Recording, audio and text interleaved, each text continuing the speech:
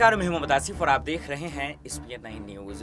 16 अक्टूबर को CWC की meeting होती है। उसमें सोनिया गांधी जो कांग्रेस के अध्यक्ष हैं काफी आक्रामक मूड में दिखाई देती हैं। तीखे सवाल केंद्र सरकार से करते हैं, उसके साथ साथ तमाम उनके जो वरिष्ठ नेता है उन पर भी हमला बोलते हैं। आज जो मीटिंग हुई है इसमें चुनाव को लेकर रणनीति की जा रही है और उन्होंने अपने नेताओं को भी नसीहत दी है और वो इस बात को लेकर कि आपस में झगड़े नहीं, एकजुट होने की जरूरत है। सवाल ये है कि क्या अब कांग्रेस पार्टी को ये समझ में आ गया है कि अगर ये अंतर्कलह चलते रहेंगे, नाराजगियां चलती रहेंगी तो कांग्रेस जिस राज्य में चुनाव होने वाले हैं वहां भी वो अपना वजूद खो देगी।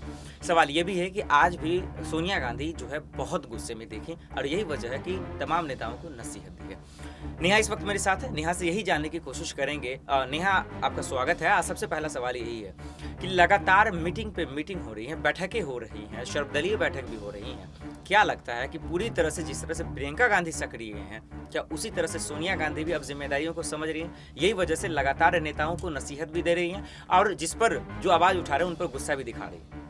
हाँ, कह सकते हैं हम कि जिस तरीके से प्रियंका गांधी सक्रिय होती दिखाई दे रही है, उसी तरीके से सोनिया गांधी भी सक्रिय हो रही है और बिल्कुल लाजमी भी है होना। देखिए, विधानसभा चुनाव में अब ज्यादा वक्त बाकी नहीं है, बिल्कुल सर पे ही खड़े हैं। तो इसमें भी अगर जीत हासिल करनी है और जीत हासिल करने के लिए देखिए, जब कुछ बड़ा काम होता है एक परिवार में तो घर का मुखिया बैठकर सब लोगों को समझाता है। वही हाल हमें पार्टी में देखने को मिल रहा है। पार्टी में सब नाराज चल रहे हैं, एक दूसरे पे तंज कसते दिखाई देते हैं। तो इसीलिए कांग्रेस पार्टी अलग मान सोनिया गांधी सब लोगों को बैठकर हमेशा इसीलिए पार्टियां कर रही हैं। इसलिए CWC की बैठक भी इसी मुद्दे पर हुई थी और आज भी जो बैठक हुई है वो इसी मुद्दे पर हुई है कि अगर कांग्रेस की आपसी कलह खत्म नहीं होगी तो ये जो उनके अपने गढ़, जैसे कि पंजाब है, पंजाब में काफी लंबे वक्त से कांग्रेस है, राजस्थान में कांग्रेस है, तो कहीं ना कहीं इन राज्यों को भी कांग्रेस पार्टी खो देगी अगर ऐसे ही आपसी कलह रही तो। बिल्कुल, लेकिन जो नसीहत दे, हाँ बिल्कुल आपने बाखूबी समझाया नेहा। लेकिन सवाल ये है कि अचानक से जो है गुस्सा होना, जो है तीखे सवाल करना, जो उनका लय है, जो उनका तेवर है, वो उसमें जो है बढ़ावा होना, क्या इस बात को जाहिर करता है कि बिल्कुल कांग्रेस में सब कुछ ठीक नहीं है? अगर ठीक नहीं किया गया तो इसका भारी नुकसान उन्हें भुगतना होगा आने वाले वक्त में। देखिए, नुकसान तो उनको भुगतना पड़ेगा क्योंकि जिस तरीके से वो अपनी जो भी बात रखती हैं पार्टी अलग मार, लेकिन देखा जाता है उसके 1-2 दिन बाद ही उनकी बातों का उल्लंघन किया जाता है, जिस वजह से वो गुस्सा करती है।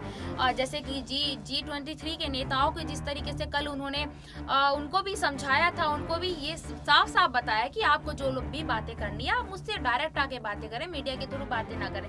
लेकिन फिर भी देखिए, आप कहीं ना कहीं कोई ना कोई नेता, चाहे उसमें नवजोत सिंह सिद्धू हो या कोई भी नेता हो, सब कोई ना कोई ट्विटर के माध्यम से बात करते हैं, सोशल मीडिया के माध्यम से बात करते हैं, जो सोनिया गांधी को कतई पसंद नहीं है और इसी वजह से उन्होंने इस बात का ऐलान किया था।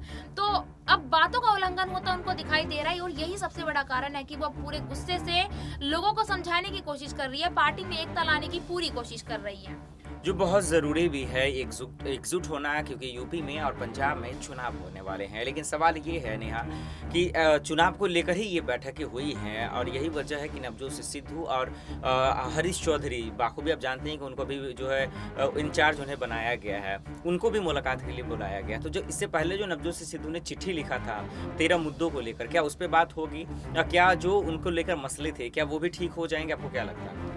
देखिए, वो दिल्ली दौरे पे जो नवजोत सिंह सिद्धू और हरीश चौधरी आए हैं उसमें बात तो सारी कांग्रेस पार्टी की होनी है और नवजोत सिंह सिद्धू की जो भी अपनी बातें रखनी है, जो उन्होंने चिट्ठी में लिखी थी, वो सारी बातों पर बैठकर ही बात होनी है।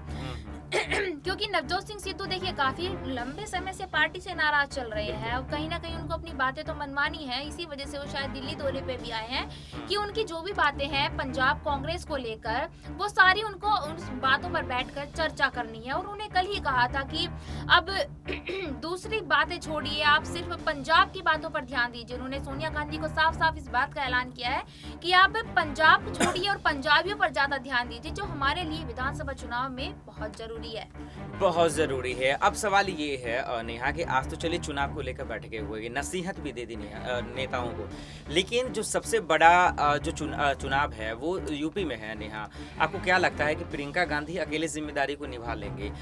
अगर निभा लेंगी तो फिर ठीक है, अगर नहीं, क्योंकि 403 सीट बहुत बड़ा जो है होता है, इतने 75 जिले के आसपास हैं, तो आपको क्या लगता है कि किसी और को प्रियंका की तरह जिम्मेदारी दी जाएगी? अगर दी जाएगी तो क्या प्रियंका की तरह निभा पाएंगे, क्योंकि अभी तक परिवारवाद की जो लड़ाई रही है, जो सवाल रहे हैं, वो आज भी लाजमी हैं, जो उठ रहे हैं कि सिर्फ जो कांग्रेस के जो मुख्य आदमी हैं, जो परिवारवाद का, चाहे वो सोनिया गांधी, राहुल गांधी, प्रियंका गांधी, ये लोग में तो पूरा जोश जुनून दिखता है, लेकिन बाकी नेताओं में उस तरह का नहीं दिखता है। तो क्या आपको लगता है कि बाकी अगर किसी और को अगर मिलता है जिम्मेदारी, तो क्या प्रियंका की तरह निभा पाएंगे यूपी में?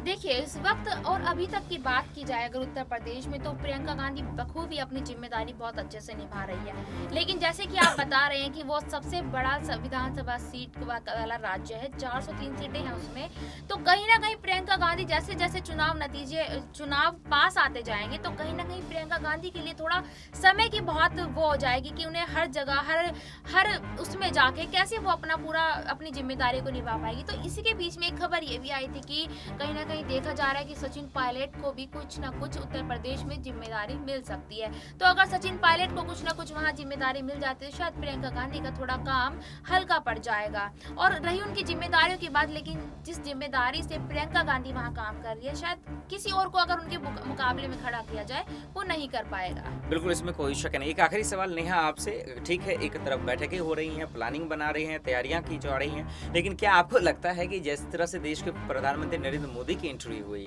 अमित शाह जी तैयारी कर रहे हैं, एक से एक दिग्गज नेता है, क्या आपको लगता है सोनिया गांधी की भी एंट्री होगी यूपी चुनाव में? क्या वो प्रचार करेंगे? क्या वो अपनी पार्टी के लिए तैयारियां करेंगे?